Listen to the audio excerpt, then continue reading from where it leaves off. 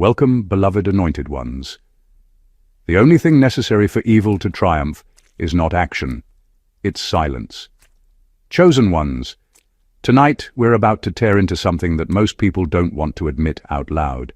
You see, history has always proven a disturbing fact. Injustice rarely succeeds because of the aggressors alone.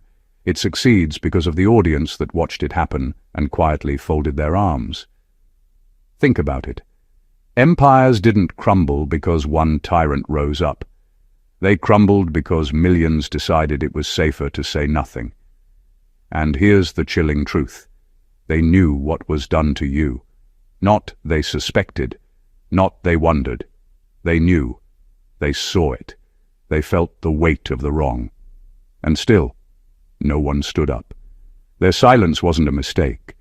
It was a choice, and that choice became another wound on top of the betrayal you already carried. Now, I know what you're thinking. Well, maybe they were scared, maybe they didn't know what to do. Please, people always know how to suddenly find their voice when the gossip is juicy or when it benefits them. They weren't mute. They were selective. They stayed quiet, not because they couldn't speak, but because they didn't want to lose their seat at the table of comfort. The suspense of this moment isn't just about what was done to you.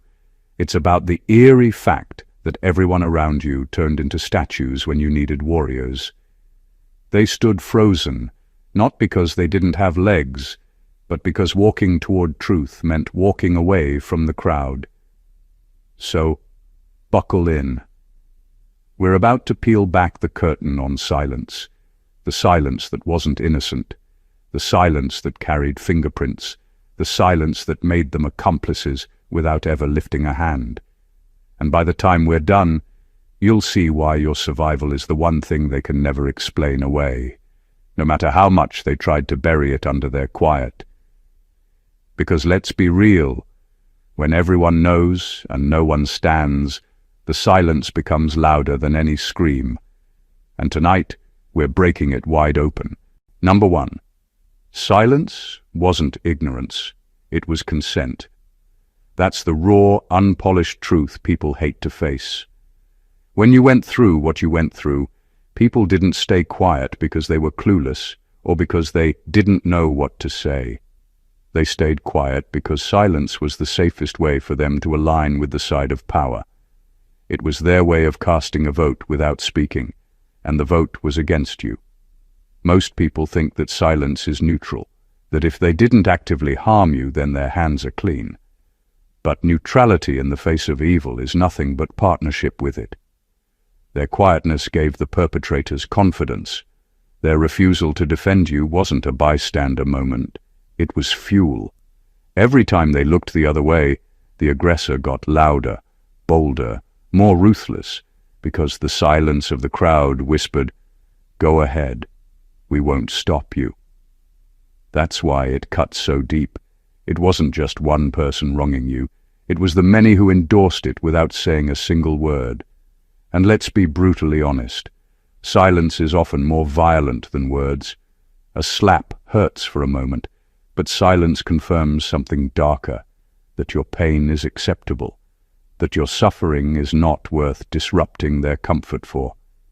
It's like someone watching you drown, standing on the shore and deciding to fold their arms instead of throwing the rope that's already in their hand. They had the means, they had the power, but they chose to keep still because the act of saving you would have cost them something: time, reputation, attention, maybe even their own sense of safety. The most unsettling part is that silence gives people an illusion of innocence. They tell themselves, "I didn't do anything wrong." But that's the very problem. They didn't do anything. They didn't move. They didn't defend. They didn't disrupt the injustice when they had the chance. And when you refuse to act, you quietly announce which side you're really standing on. So when you look back at the silence that surrounded your pain, understand this. It was not confusion. It was not passivity. It was not lack of knowledge. It was consent dressed up as caution. They agreed with what was done to you without ever opening their mouths. And in that agreement, they revealed who they truly were. Number 2, they gambled on your collapse. That's the part no one wants to say out loud, but it's the truth. Every silent onlooker had a private bet in their mind. If we let this play out, maybe it will break them. Maybe they won't make it. They weren't just watching, they were waiting. They weren't neutral bystanders. They were investors in your downfall, standing by to see if the weight on your shoulders would finally crush you. This wasn't just fear keeping them quiet. It was calculation. It was easier for them to assume you wouldn't survive than to risk themselves defending you. They convinced themselves that you were too fragile, too small, too unimportant to endure what was happening. And by doing that, they justified their own silence. Because if you didn't survive, then in their mind, the system worked. You would disappear, and their lives could go back to normal without the burden of speaking up. The cruelty is in how they underestimated you. They thought pressure would fold you, that lies would erase you, that betrayal would silence you for good. They didn't expect endurance to live inside of you. They thought the situation would write your ending, but what it did was expose their cowardice. Every day you kept standing, every day you refused to collapse, was another day their bet failed. And nothing stings a gambler more than losing a wager they were sure they'd win. They wanted your collapse because your survival threatened their comfort. If you endured, it meant they would eventually be exposed for abandoning you. If you kept going, their silence would be remembered for what it really was, agreement with your suffering. Your resilience turned into a mirror that forced them to see themselves for what they really are. People who stood still and hoped someone else's destruction would be the solution. That's why your survival is so uncomfortable for them. It wasn't just about you making it out. It was about their secret bet being exposed as a loss. They gambled on you disappearing, and instead you became proof that the silence of others doesn't get the final word. Their wager was your end, but your endurance is now the evidence that they were wrong all along. Number 3, protection was selective, and you weren't chosen. They could have stood up, but they didn't. That's the truth that burns the most. These weren't powerless people with no voice, no influence, no means of defending you. They had the ability, they had the opportunities, they had the words, and they used those same resources in other moments, for other people, when it served their image or benefited their lives. The silence they gave you wasn't born out of weakness, it was a selective choice. They decided that you weren't worth the cost of protection. People love to wear masks of morality when the stakes are low. They defend causes that are trending, speak up when the crowd is already on their side, and play the hero when there's applause waiting at the end. But when your suffering demanded courage in a lonely, unpopular place, their so-called integrity vanished. It wasn't that they were voiceless. It was that using their voice for you offered them no reward, and so they withheld it. That choice is revealing. It shows how people measure human worth, not by truth, not by justice, but by convenience. Protecting you would have meant loss for them. Loss of reputation, loss of acceptance, loss of comfort. In the end, they did the math and decided you were disposable. To them, silence was cheaper than sacrifice, and they chose the bargain of betrayal. This is why their excuses fall flat now. When people say, "I didn't know how to help," what they mean is, helping you would have cost me too much. When they say, "I stayed out of it," what they mean is, "I didn't value you enough to pay the price." They're not innocent. They're accountants who weighed your dignity against their comfort and wrote you off as a loss. The part that unsettles them now is that your survival exposed their calculation. You were not erased, you endured, And by standing here today, you prove that their silence didn't protect them, it revealed them. Because the truth is, they did protect. They just didn't protect you. They protected themselves, their status, their easy lives. They stood up when it suited them and sat down when it didn't. That's the difference. They weren't incapable. They were selective. And they decided that you weren't worth standing for. Number 4. The fear of becoming you was greater than the duty to defend you. That's why no one moved, no one spoke, no one risked their comfort when the weight fell on you. It wasn't that they didn't see what was happening. It was that standing beside you would have painted the same target on their back. And for most people, their safety is worth more than their integrity. This is the ugly truth. People weren't protecting themselves from harm. They were protecting themselves from being associated with you. To defend you would have meant stepping into your fire, feeling the heat of your rejection, carrying the sting of your attacks. They didn't want that smoke. They didn't want your scars. They wanted their skin clear, their name untarnished, their life smooth. So they chose the easier path, leave you alone in the fire and pretend they couldn't do anything about it. But that choice was never neutral. Their silence was an agreement that your pain was acceptable as long as it didn't reach them. They stood back, telling themselves that survival justified betrayal. And maybe it did for a while.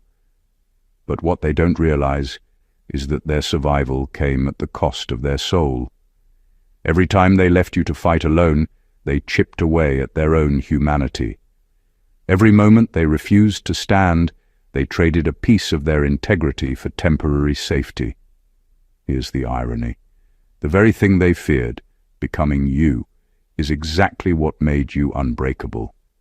They thought being targeted was a curse, something no one could endure, something that would surely end you. What they didn't expect is that surviving as you would turn into strength, wisdom, and resilience they could never touch. They protected themselves from your pain, but in doing so, they also protected themselves from your growth, your transformation, your power. So their cowardice might have shielded them from temporary suffering, but it robbed them of eternal strength. They avoided becoming you because they couldn't handle the cost of being real. And in the end, their fear didn't just abandon you, it defined them. It showed that their loyalty had a limit, their courage had a price, and their silence was never about love for you. It was always about saving themselves, even if it meant sacrificing you. Number 5. They confused survival with righteousness. They confused survival with righteousness, and that's why their silence stings so deeply. They convinced themselves that staying out of it, keeping their heads down, and avoiding confrontation somehow made them good people. They walked away from your pain with the excuse that they couldn't risk their job, their reputation, their relationships, or their peace. But here's the truth. Survival at the cost of someone else's suffering isn't survival, it's complicity. They didn't protect their souls, they sold them. There's a dangerous illusion that people wrap around themselves when they choose to stay silent. The belief that not speaking is somehow moral, that refusing to take sides keeps them innocent. But refusing to take sides is taking a side. Choosing silence isn't neutrality, it's participation without fingerprints. By saying nothing, they chose the oppressor's comfort over your dignity. They didn't keep their hands clean. They just shifted the blood onto yours. The saddest part is how they dressed it up as wisdom. They told themselves, it's smarter to stay quiet, it's safer to stay out of it. But wisdom without courage is cowardice. They wanted the appearance of purity without the price of integrity. They wanted to survive without scars, and to do that, they abandoned you to carry the scars for them. What they don't realize is that righteousness is never about self-preservation. Real righteousness costs. It risks rejection. It risks standing alone. It risks losing everything for the sake of truth. Anything less is not righteousness. It's convenience. And that's what their silence was, a convenient disguise for fear. They protected their world by letting yours burn, and they called it survival. But here's the twist. In keeping their lives clean, they left their souls stained. Because the truth is, survival without truth is not life. It's just existing in cowardice. They may have kept their reputations intact, their comfort zones untouched, but deep down they know they failed the very test that defines humanity. They chose safety over truth, and by doing so, they proved that survival without righteousness isn't survival at all. It's surrender. Number 6. Your pain became their entertainment. Your pain became their entertainment, and that's the part that cuts like a blade you never saw coming. It wasn't just that they tolerated what was happening to you, they consumed it. They turned your suffering into a kind of spectacle, something to gossip about, something to watch unfold like a twisted drama where you were the lead and they were the audience. Whispered conversations about your struggles passed like currency between them, traded for attention, sympathy, or just something to talk about when their own lives felt dull. Every hidden smirk, every sideways glance, every "I heard about" whispered behind your back wasn't harmless chatter. It was evidence that your pain gave them something, a thrill, a distraction, a sense of superiority.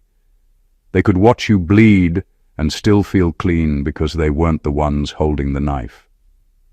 Their silence bought them front-row seats to your crucifixion, without having to admit they were part of the crowd cheering it on. This is one of the ugliest truths about human nature. People who won't stand with you often won't leave either. They linger. They watch. They feed off the tension, the rumors, the spectacle, because your suffering gives their smallness something to feast on. It makes them feel better about their own lives. It confirms their belief that they're safer, smarter, or more together than you. In reality, it just shows how empty they are, that the only thing that excites them is someone else's pain. They didn't just abandon you. They studied you. They dissected your wounds in private conversations, laughed about your missteps, speculated about your breaking point. Every detail of your struggle became part of their entertainment, a living soap opera that cost them nothing but gave them the illusion of insight, drama, and superiority. That's what makes their silence so much darker. It wasn't passive, it was active consumption. But there's an unspoken price for them too. By making a show out of your suffering, they revealed their own poverty of spirit. They exposed the fact that their entertainment was your endurance, and your endurance outlasted their curiosity. Now every time they see you still standing, still rising, still breathing, it's a reminder that their show didn't end the way they hoped. And nothing kills a spectator's thrill like realizing the person they were watching didn't break on cue. Number 7. Some wanted to speak, but wanted you broken more. That's the truth most people avoid, because it's easier to believe that silence is always about fear. It's not. Not everyone stayed quiet because they were scared. Some stayed quiet because your struggle gave them something they secretly wanted to see. They weren't restrained heroes holding back their words. They were satisfied witnesses, quietly enjoying the fact that the storm wasn't aimed at them. This is where the illusion shatters. Silence isn't always neutral, and it isn't always cowardly. Sometimes silence is a celebration. There were people who looked at what you were going through and thought, "Better them than me." They didn't defend you because the spectacle of your pain made their own lives feel lighter. The more you were dragged through the fire, the more relief they felt that it wasn't their skin burning. That's not compassion. That's cruelty dressed in stillness. And don't think for a second that they didn't know the power of their voice. They knew they could have spoken up. They knew a word from them might have changed the tone, slowed down the attacks, or forced accountability. But they weren't interested in saving you. They were interested in protecting their comfort and feeding their envy. Some even wanted to see how far you could fall. For them, your collapse would have been confirmation that they were right to stay quiet, that their life choices were safer, smarter, more secure. What makes it worse is that these same people often wear masks of decency. They act supportive in public, throw you pity glances, maybe even whisper, "I hope you're okay." But when the doors close, they're not torn apart by guilt. They're feeding off the drama, laughing in corners, and reassuring themselves that silence is the smarter play. It wasn't hesitation that kept them quiet, it was satisfaction. That's why survival unnerves them now. You were supposed to be the cautionary tale, the example of what happens when someone gets targeted, the reminder of why silence works. But instead you outlasted the very storm they wanted to consume you. And in doing so, you've exposed them, not just as cowards, but as people who secretly hoped for your downfall. Their silence was never noble. It was complicity mixed with enjoyment, and that truth weighs heavier on them than any word they could have spoken. Number 8. Silence was the easiest way to keep belonging. Silence was the easiest way to keep belonging. And that's why so many chose it without hesitation. Human beings are wired to crave safety in numbers, to cling to the comfort of the group even when the group is wrong. To stand up for you would have meant leaving the safety of that circle, and most people are not built to handle exile. They would rather betray their conscience than risk being marked as an outsider. That's the truth that makes their silence so bitter. It wasn't that they didn't see the injustice. They saw it clearly. They recognized the weight of what was done to you. But belonging meant more to them than truth. Staying accepted by the crowd mattered more than standing beside someone who had been singled out. They told themselves that silence kept them safe, but what it really kept intact was their membership card to the herd. This is why their guilt runs deeper than they let on. Every one of them knew the risk of standing for you. It would have put them under the same microscope, the same attack, the same rejection. And that fear of being cut off was stronger than the call of their own conscience. So they chose to stay inside the circle, even if it meant watching you bleed on the outside. It exposes something harsh about human loyalty. Many people only stand with others as long as it doesn't cost them belonging. The moment the price is exile, most will fold. They would rather keep their place in the crowd than keep their integrity intact.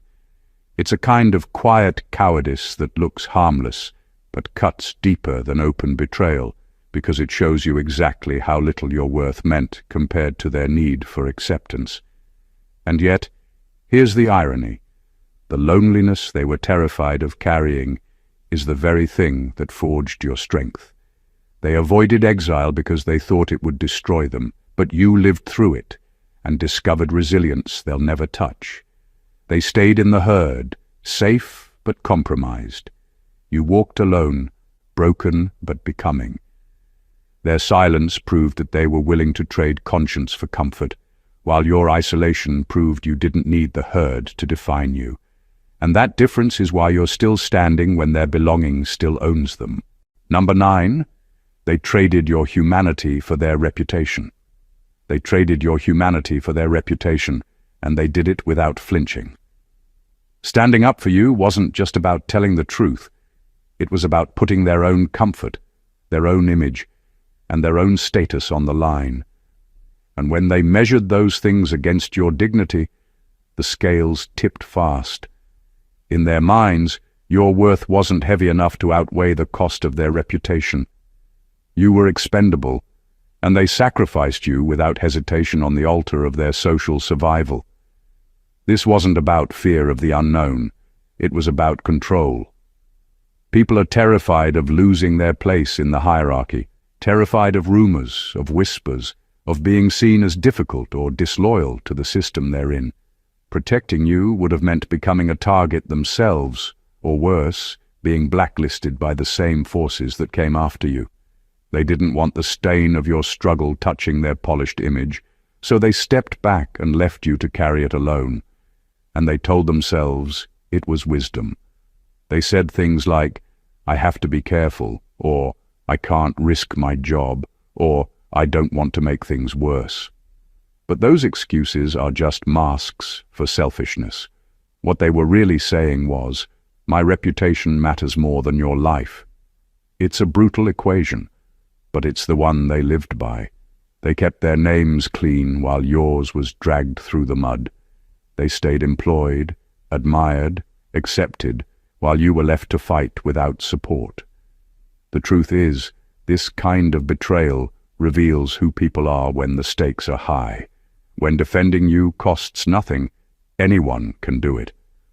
But when defending you threatens their comfort, that's when the real faces show. And what you saw was their real faces, people willing to sell someone else's humanity to buy their own safety.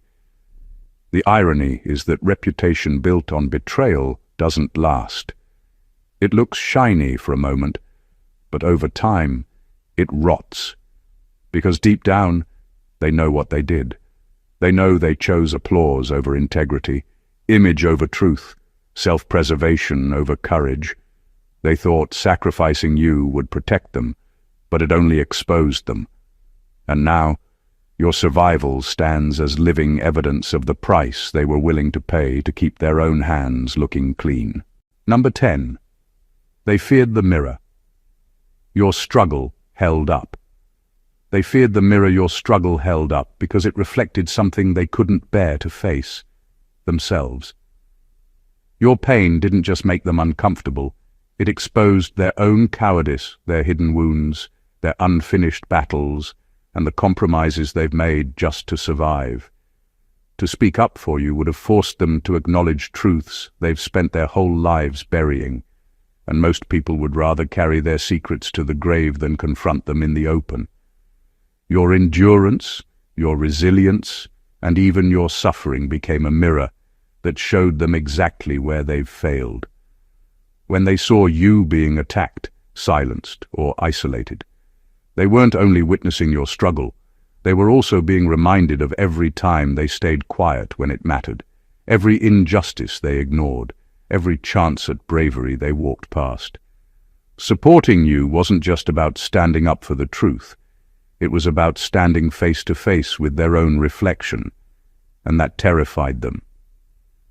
This is why their excuses rang hollow. They didn't stay quiet because they didn't understand. They stayed quiet because they understood too well. They saw their own compromises staring back at them in your fight. They saw what it costs to have integrity, and they realized they'd already sold theirs long ago. Standing beside you would have forced them to confess, even silently, "I'm not who I pretend to be." And for most people, maintaining the illusion is safer than breaking it. The deeper tragedy is that your struggle could have been their awakening. Your fight could have been their chance to reclaim their own courage. But instead of letting your pain inspire them to change, they recoiled from it. They hid from it. They chose comfort over confrontation and left you alone to carry the weight. That's why your survival unsettles them so deeply. It's not just that you made it through, it's that you're living proof of what they refused to become. You represent the courage they lacked, the integrity they abandoned, the strength they might have had if they had chosen differently. And that mirror still stands, showing them a version of themselves they'd rather never see. Number 11. Some were paid in shadows, others in silence. That's the part people rarely want to admit. Not all silence is rooted in fear. Some of it is transactional. There were those who directly gained from your suffering. While you were being stripped down, they were being built up. Promotions appeared, doors opened, alliances were strengthened, all at the cost of leaving you undefended. Their silence was not just a lack of action, it was an investment. They profited by staying quiet. and their loyalty wasn't to truth or justice, but to the rewards handed out behind closed doors. The cruelest part is how invisible this exchange often is. You're left wondering why no one spoke, while in the background, deals were being made. Someone's career advanced because they didn't raise their hand for you. Someone's reputation stayed untarnished because they let yours carry the stain. Someone's access to power or acceptance was secured precisely because they let you be isolated. It wasn't that they didn't know the truth. It's that the truth was too expensive and silence was cheaper, and yet the price was never really theirs to pay. You bore the weight of what they refused to risk. They kept their hands clean because they let yours bleed. They wore smiles at tables they only got to sit at because you weren't invited. To them, your suffering wasn't just background noise, it was currency, a bargaining chip they cashed in with every glance they turned away, every word they swallowed, every moment they let slide.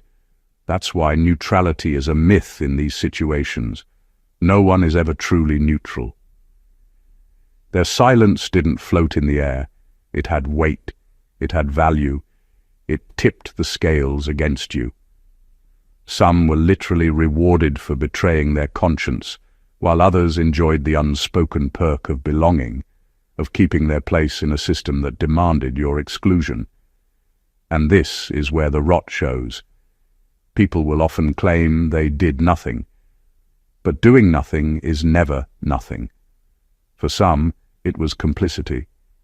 For others, it was profit. And for the rare few, silence was the exact price they were willing to pay to keep living small, safe, and secure, at your expense. Number 12. They believed lies about you because it was convenient. Lies are easier to digest than truths that demand action.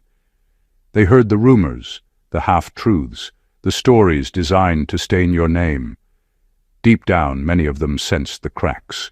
They noticed how the narratives shifted, depending on who was telling it. They caught the inconsistencies, the exaggerations, the things that didn't quite line up. But questioning a lie is dangerous. It can make you the next target. And defending someone like you, someone already singled out, means walking away from the crowd, losing the shield of belonging. So they didn't question, they conformed, they didn't challenge, they consumed. Convenience disguised itself as morality. By believing the lies, they felt justified in doing nothing. They told themselves, maybe it's true, maybe they brought it on themselves. That way, they didn't have to confront the ugly reality that you were being wronged. They didn't have to take the risk of speaking up. They didn't have to feel the weight of conscience pressing on their silence.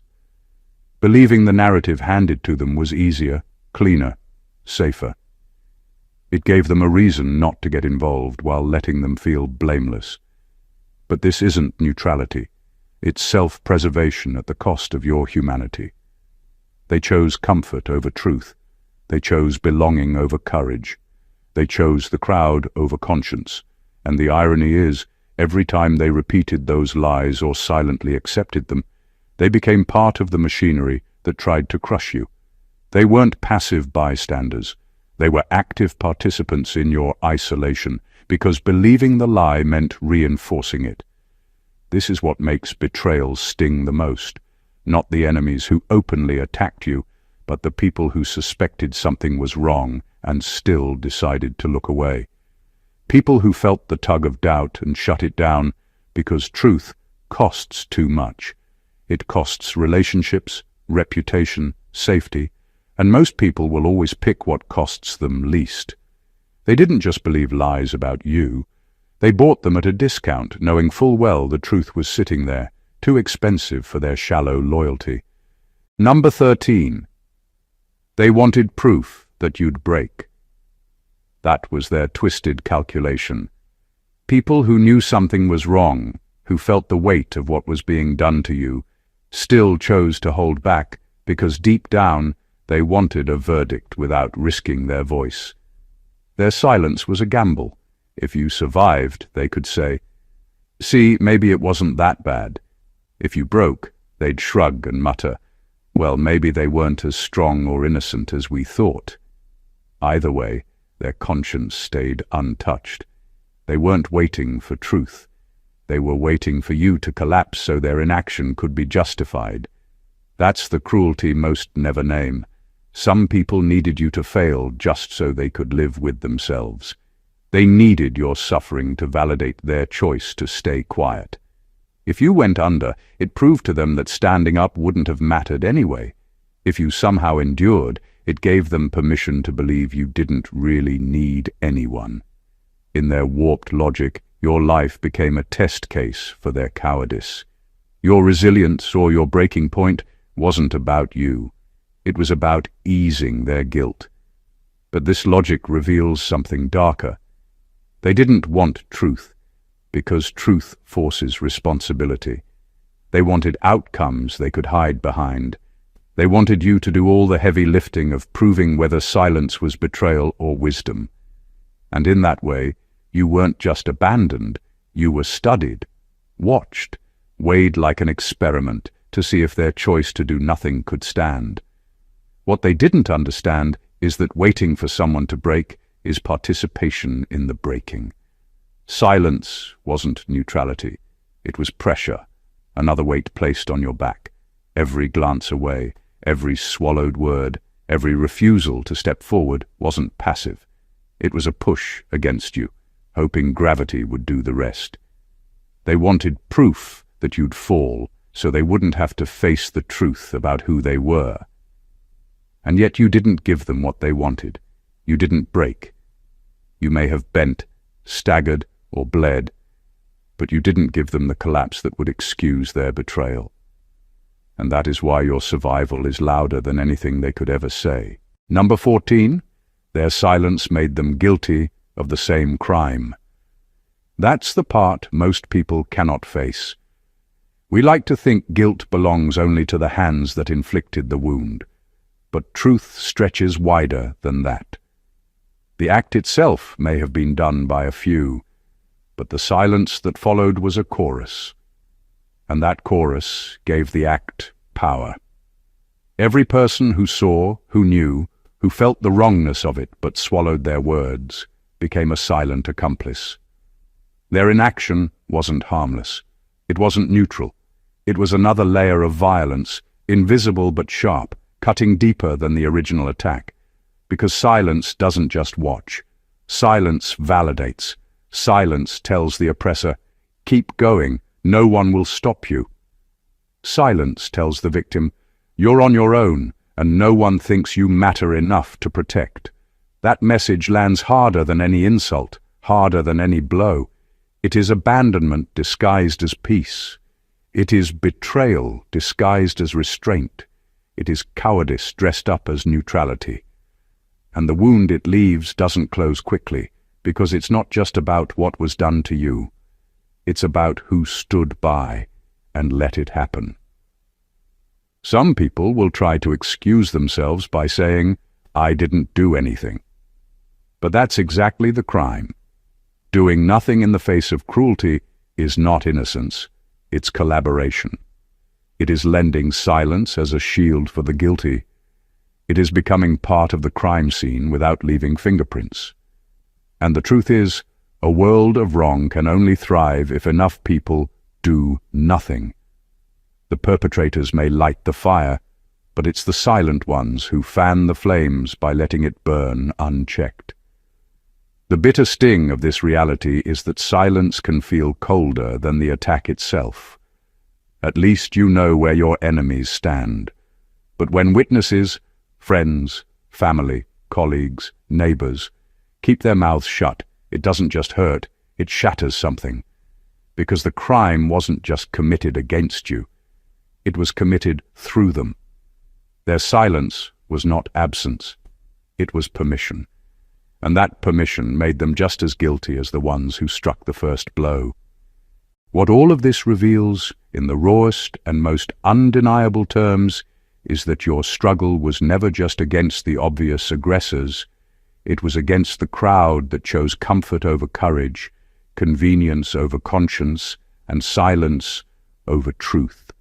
every whispered word, every hidden smirk, every hand that didn't reach out to help. These were not innocent lapses. They were part of the machinery designed to see you broken, doubted, or erased. And yet, despite every wager they made, every calculation to leave you alone, every attempt to profit from your suffering, you survived. Your survival exposes the very nature of those who stayed quiet. It strips away the illusions of neutrality, righteousness, and civility they tried to wear. It shows the world the difference between living small, safe, and comfortable, and living with the courage to endure what they refused to even witness. You walked alone, carried the weight they wouldn't touch, and yet you emerged intact, stronger and unbroken. That endurance is not just a testament to your resilience. It is a glaring revelation of who people really are when comfort conflicts with integrity. The truth is simple. The silence of others never protects anyone. It only reveals them. The people who refused to stand, who chose reputation over humanity, who treated your suffering as entertainment or currency, their cowardice, complicity, and fear are now undeniable, written into the record of your survival. And you, the one they underestimated, have become living proof that nothing they intended could stop what was meant to rise. Your story isn't just about surviving the cruelty of a few or the inaction of many. It's about awakening to the truth that you are stronger than every lie told about you, every betrayal carried out in silence, and every calculated attempt to break you. You endured because you had to, and because you were destined to rise above the very people who thought they could keep you down. Your strength, your courage, and your survival are the final verdict, louder, clearer, and more unshakable than any word they could ever speak. In the end, their silence is exposed, their motives laid bare, and your resilience stands untouchable. You survived not because they allowed it, but in spite of them, and that is the story the world must see. If this message hit you, if it opened your eyes or shook something awake inside you, then don't let it end here. Hit that subscribe button and join the movement. Be part of a community that refuses to stay silent, that refuses to accept anything less than truth. Like this video to show your support, comment below and share your thoughts. Your voice matters, and it deserves to be heard. And most importantly, share this video with anyone who needs to see it, anyone who's ever been left alone to carry the weight, anyone who needs the reminder that survival is proof of strength. Every click, every comment, every share helps spread the truth and exposes the silence for what it really is. Don't watch in silence. Make your presence known. God bless you.